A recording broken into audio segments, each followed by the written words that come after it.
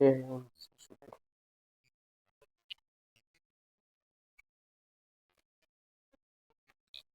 सुप्रभात दोस्तों।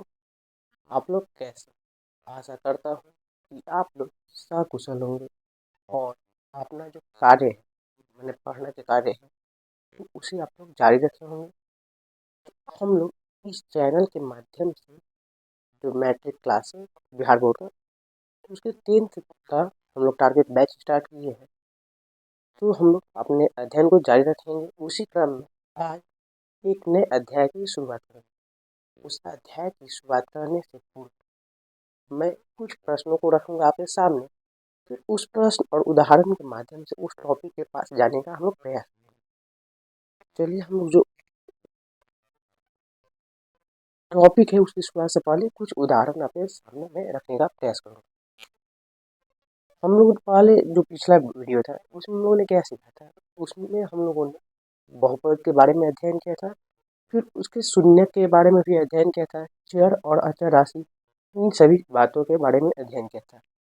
आज मैं आपके सामने एक उदाहरण रखता हूँ।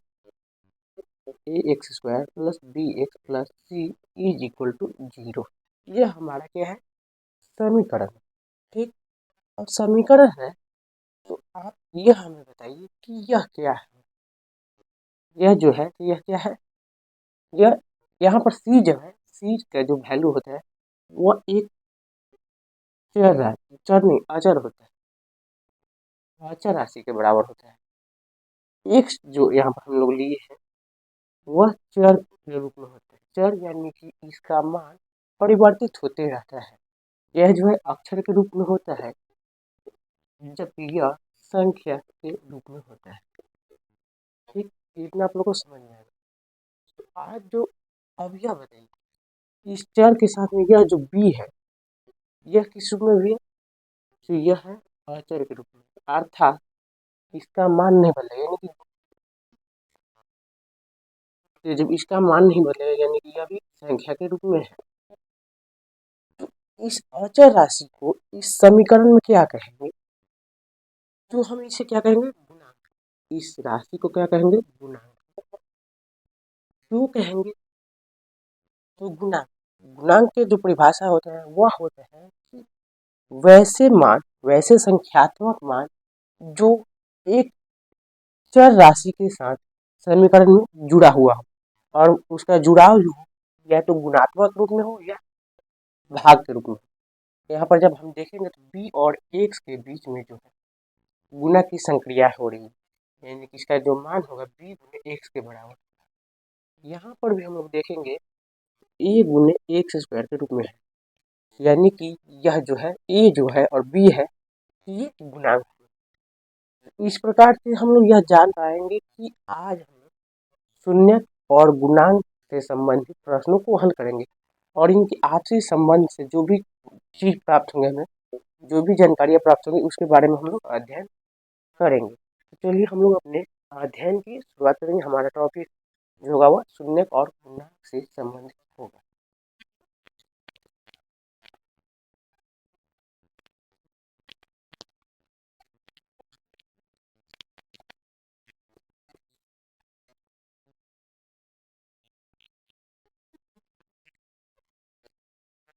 देखिए, आप लोग यह सोच रहे होंगे कि हम इतना धीमे धीमे क्यों बोल रहे हैं, इतना धीरे क्यों पढ़ा रहे हैं।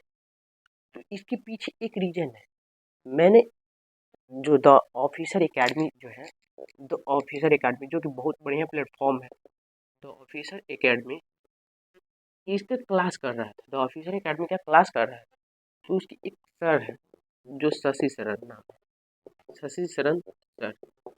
जब इनका हम क्लास कर रहे थे ना, तो इस दौरान हम वो एक बात बोले कि हम धीरे धीरे ही पढ़ाते हैं। यही मेरी प्राकृतिक प्रक्रिया है, प्राकृतिक गुण धर्म। कुछ लड़के जो थे वो लाइव क्लास में बोल रहे थे कि सर आप तेज पढ़ाइए, इतना धीमे क्यों पढ़ाते हैं। तो वो बोले कि हमें यही पसंद है और हम इसी प्रकार से पढ़ाएंगे। तो क्योंकि उनकी यही मानसिकता है कि यदि हम धीमे बोलेंगे तो हमारे बच्चे जो हैं आसानी से शब्दों को समझ पाएंगे, सुन पाएंगे और उसे आसानी से अपने दिमागों में बैठा पाएंगे।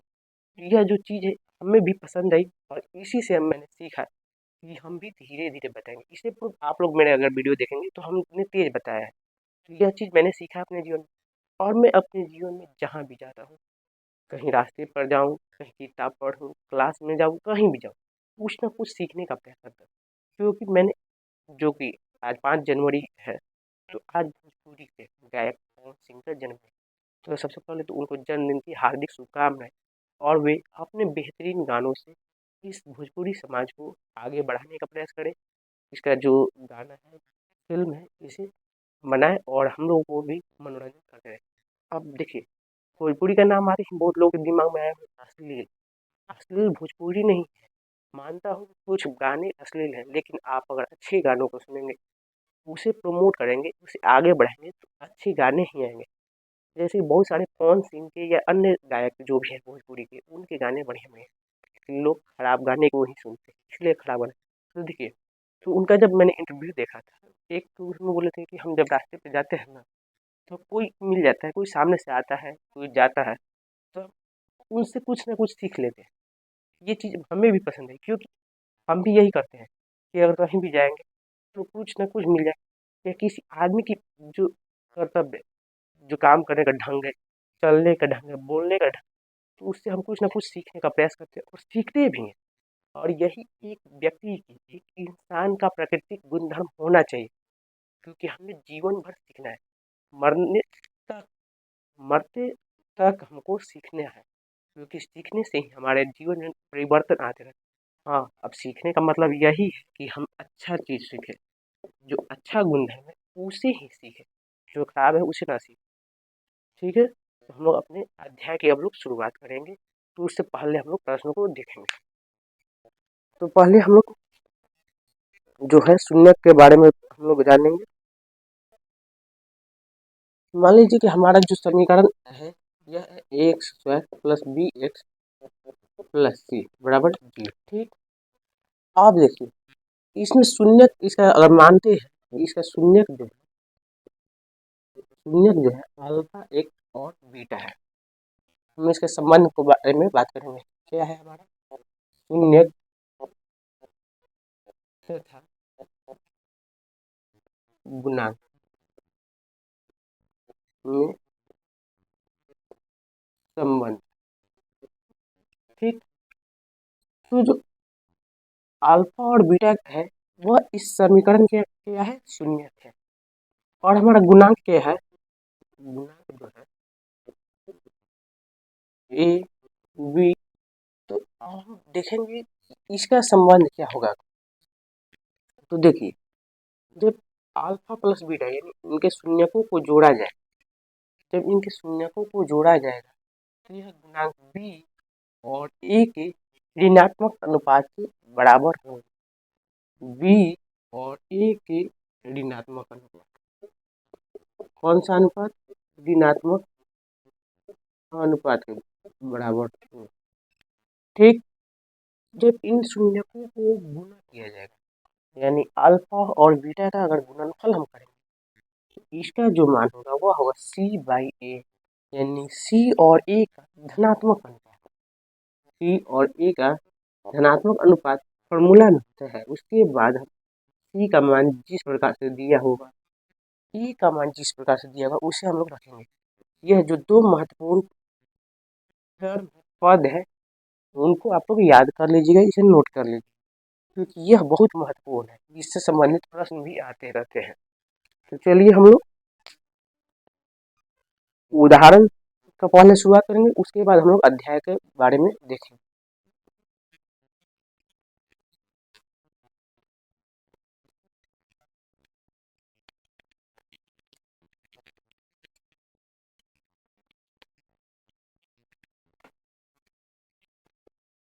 देखिए, हमारा जो उदाहरण है, हम उदाहरण जो देखेंगे, हमारा उदाहरण दूसरा नंबर है। किताब में आप जब देखिएगा तो वहाँ पर आपको दिखाई देगा। उदाहरण दूसरा, x square plus 7x plus 10 के शून्य ज्ञात कीजिए और शून्यकों तथा गुणांकों के बीच के संबंध की सत्यता की जांच कीजिए। ठीक, यहाँ पर हम लोग देखते हैं,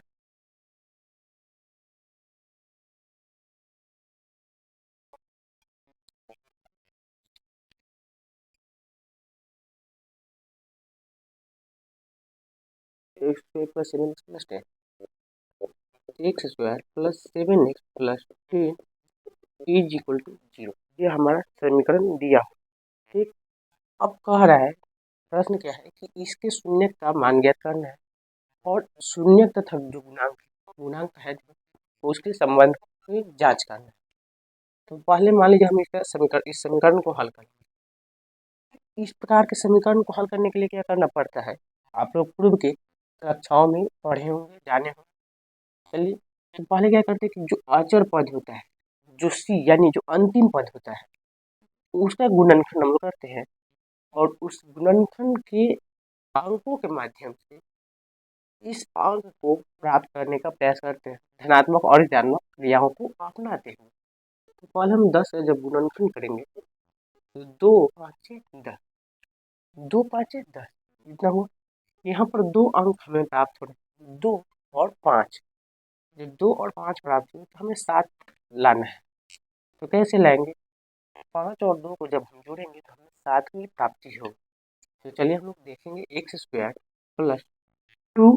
ठीक, 2 और 5 जोड़ेंगे तो 7 की प्राप्ति होगी, लेकिन 7 के साथ एक जो पद है वह है एक्स।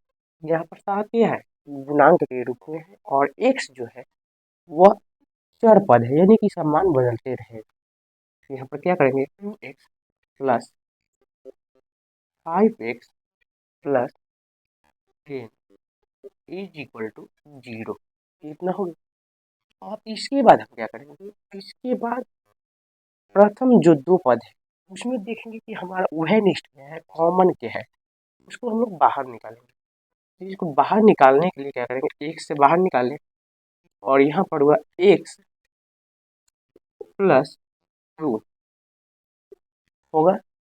कैसे, जब यह एक्स स्क्वायर है, जब यह एक्स स्क्वायर है तो इसका मान किसके बराबर होता है, एक्स को 2 बार गुना करेंगे तो इसके बराबर हमें प्राप्त होगा। इसे आप लोग जानते हैं। तो इसमें से एक एक्स बाहर निकाल दी, जो यह हुआ, और एक एक्स ब्रैकेट में प्लस 2 के साथ अचर पद एक्स है, उसमें से फिर एक एक्स बाहर आए तो हमारा बचा सिर्फ 2। ठीक, उसके बाद हम क्या करेंगे कि प्लस 5 कॉमन लेंगे और यहाँ पर एक्स प्लस 2 बराबर 0। क्या इतना होगा, देखते हैं। 5, इसमें से एक अंदर आ गया, प्लस 5 दूनी के 10। अब देखिए इसमें यह देखेंगे हम कि यह दोनों एक समान है। जब ये दोनों एक समान है और इन पदों के बीच में एक प्लस का चिन्ह है, तो जब प्लस का चिन्ह हो या माइनस का चिन्ह हो तो हम पुनः उभयनिष्ठ निकाल पाएंगे। एक्स प्लस 2 को बाहर निकालेंगे और एक्स प्लस 5 को ब्रैकेट में डालेंगे। तो जब एक्स प्लस 2 है इसे हम लोग बाहर निकाल लिए तो हमारा जो बचेगा संख्या वह क्या होगा, जो एक्स प्लस 5, ये हमारे पास पद बचे, इसका मान हम 0 लिखेंगे। अब फिर क्या करेंगे कि जब इस रूप में आएगा यह क्या होगा, यहाँ पर गुणा का साइन होगा। जब इस रूप में आएंगे तो इनका गुणात्मक मान होगा और गुणात्मक रूप में 0 हो। तो यह कैसे संभव है, तो मान लीजिए हमारा यह 0 हो जाए या यह 0 हो जाए तो हमारा मान जो होगा वो 0 हो जाए। तो पुनः यहाँ पर हम लिखेंगे, पुनः यहाँ पर लिखेंगे x plus 2 is equal to 0 या x plus 5 is equal to 0। इतना हो गया। अब आप लोग जानते होंगे, पहले आप लोग जो कक्षाएं थी उसमें अध्ययन किए होंगे कि जब बराबर के बाद अंकों के स्थान का परिवर्तन किया जाता है तो उनके चिन्हों में परिवर्तन आ जाते हैं। तो यहाँ पर एक्स है और पुनः यहाँ पर बराबर देंगे और यह जो 2 है यह अंक के रूप में, तो इसको बराबर के उस तरफ ढकेलेंगे, इस तरफ तो ला दिए। मैंने क्या बोला कि उसके जो मान है, जो क्रियाएं हैं उनके चिन्हों में परिवर्तन, तो यहाँ पर प्लस है तो यहाँ पर भी माइनस हो जाएगा। ठीक उसी प्रकार यहाँ पर क्या हो जाएगा, एक्स बराबर माइनस 5। इतना हो गया हमारा शून्य का मान। ठीक, अब हमें क्या करना है, शून्य तथा गुणांक के संबंध की सत्यता की जांच करनी है। तो अब हम लोग इसके जो शून्य गुणांक है उनके संबंध की सत्यता की जांच करेंगे। तो हम साफ करते हैं बोर्ड।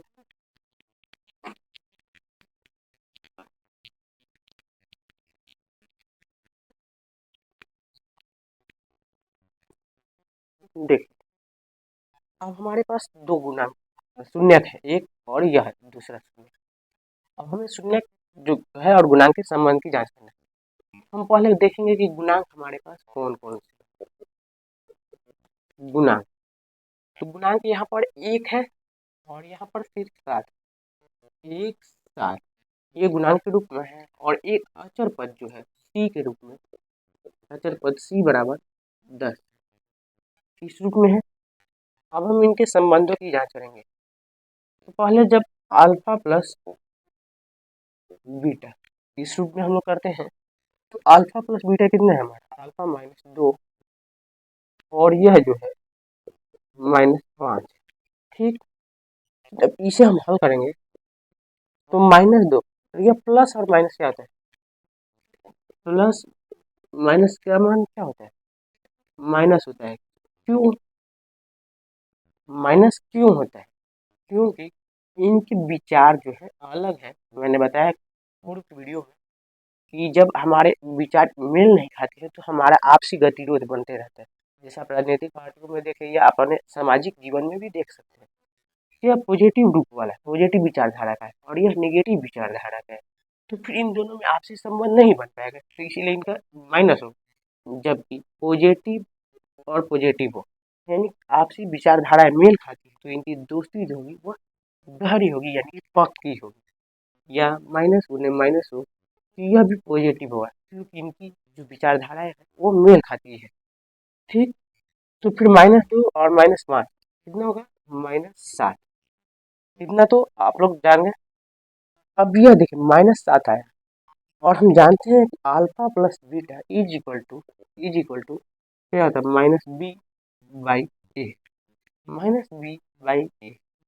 यहाँ पर हम देखेंगे अगर, तो b का मान क्या है 7, तो -7/a का मान क्या है 1, जो कि -7 के बराबर होगा। तो -7 बराबर -7 है। तो यह तो पहला सत्य है, इसकी सत्यता की जांच हो गई। अब दूसरे संबंध की जांच करें। ये हमारा पहला संबंध की जांच हो गया। दूसरा जो है alpha into beta, alpha into beta -2 into -5, -2 multiplication -5। जब -2 और -5 का गुना किए हम, तो हमें कितने की प्राप्ति होगी। तो पहले तो इतना जानते हैं, 5 और 2 गुना करेंगे तो 10 की प्राप्ति होगी। 5 और 2 जब गुना किए तो 10 की प्राप्ति हुई, और माइनस माइनस क्या होता है, प्लस। तो प्लस हो गया, यहाँ पर प्लस हो गया। लेकिन लेकिन गणित में धन धन के चिन्ह को नहीं लिखा जाता, वह छिप जाते हैं। ठीक, 10 हो गया।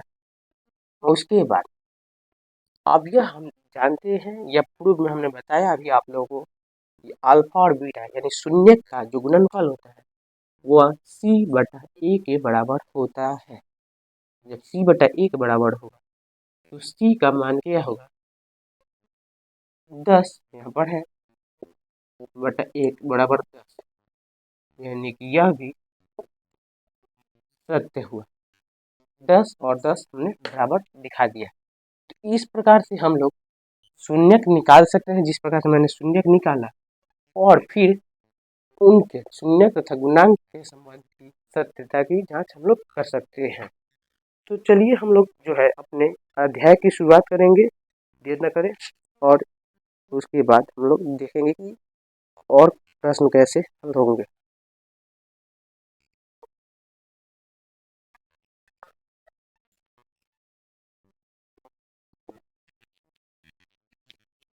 हमारा जो अध्याय है वह 2.2, इससे पूर्व की वीडियो में हमने 2.1 जो अध्याय था उसको हम लोग हल कर चुके हैं।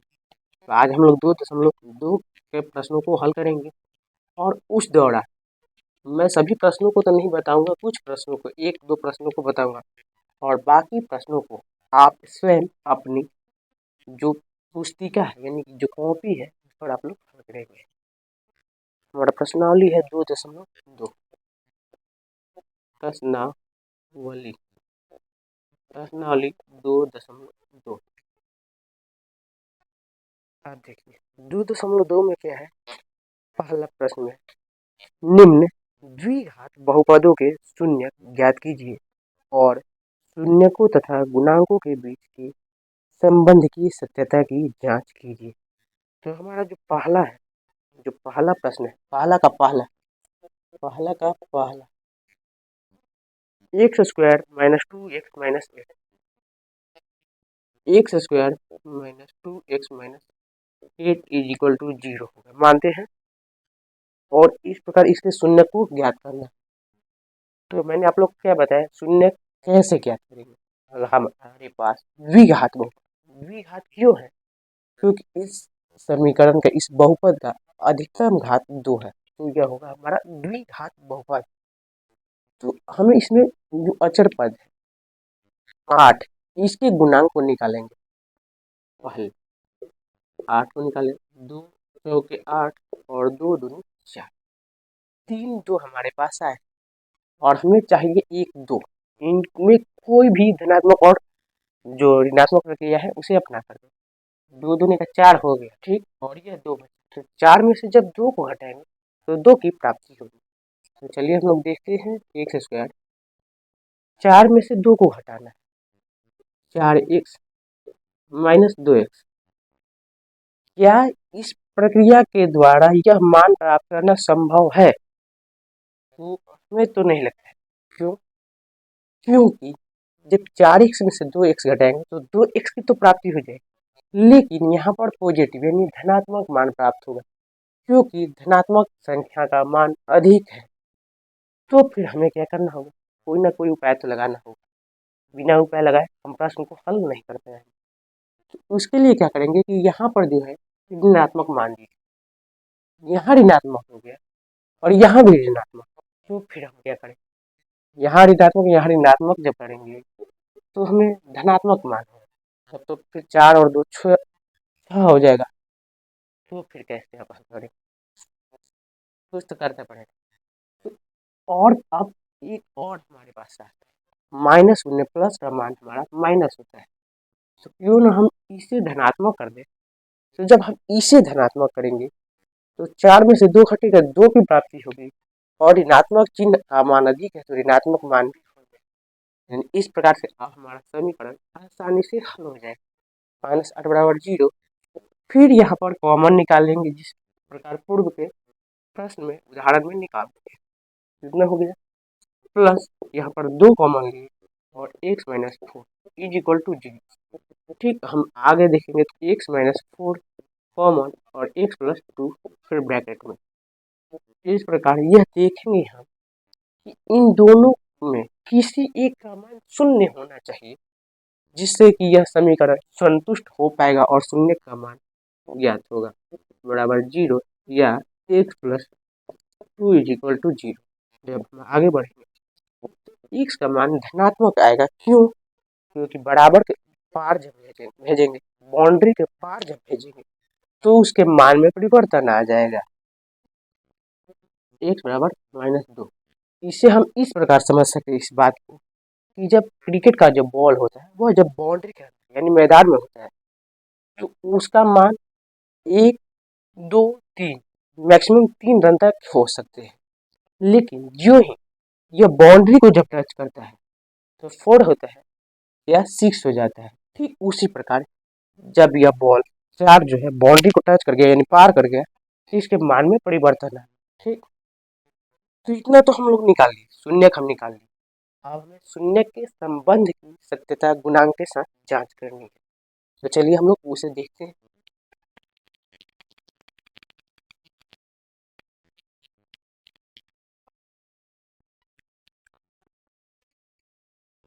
इसे मानते हैं हम अल्फा, ठीक, और इसे मानते हैं बीटा। कितना होगा आप देखिए, जानते हैं हम लोग अल्फा प्लस बीटा। ठीक, अल्फा प्लस बीटा बराबर क्या होता है, माइनस बी बाई ए। और दूसरा पार्ट लेंगे alpha into beta is equal to c by a. ठीक, अल्फा प्लस बीटा का मान रखेंगे 4 और minus 2, 4 minus 2 is equal to b का मान कितना है माइनस, और यह माइनस 2 बटा ए का मान 1। ठीक। अल्फा 4 गुने -2 बराबर सी का मान -8 बटा ए 1। जब इसे हम हल करेंगे 4 में से 2 गया 2 बराबर माइनस और माइनस प्लस, माइनस और माइनस क्या होता है प्लस, तो यहाँ पर प्लस का चिन्ह छिप गया और हम देख पा रहे हैं कि हमारे पास जो LHS is equal to RHS, क्यों? क्योंकि इन दोनों का बराबर है, समान है। LHS का मतलब क्या होता है? LHS का मतलब लेफ्ट हैंड साइड, ठीक। जबकि RHS का मतलब होता है राइट हैंड साइड, ठीक। इतना हो गया। हिंदी में अगर लिखना होगा तो हम लिखेंगे बायां पक्ष, बायां पक्ष बराबर दायां पक्ष, बायां पक्ष बराबर दायां पक्ष, बायां पक्ष बराबर दायां पक्ष। अब इसे हम लोग देखेंगे 4 दूनी के 8 -8 और यहाँ पर भी माइनस है, सी का मान -8 है तो इसीलिए -8।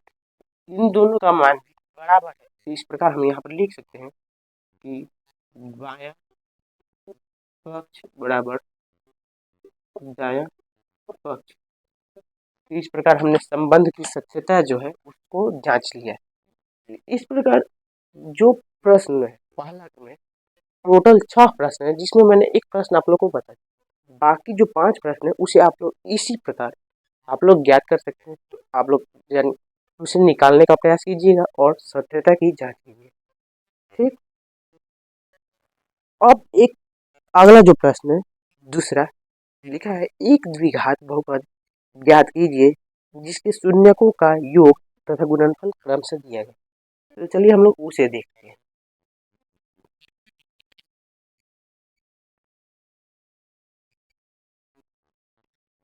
हमें क्या देखना है?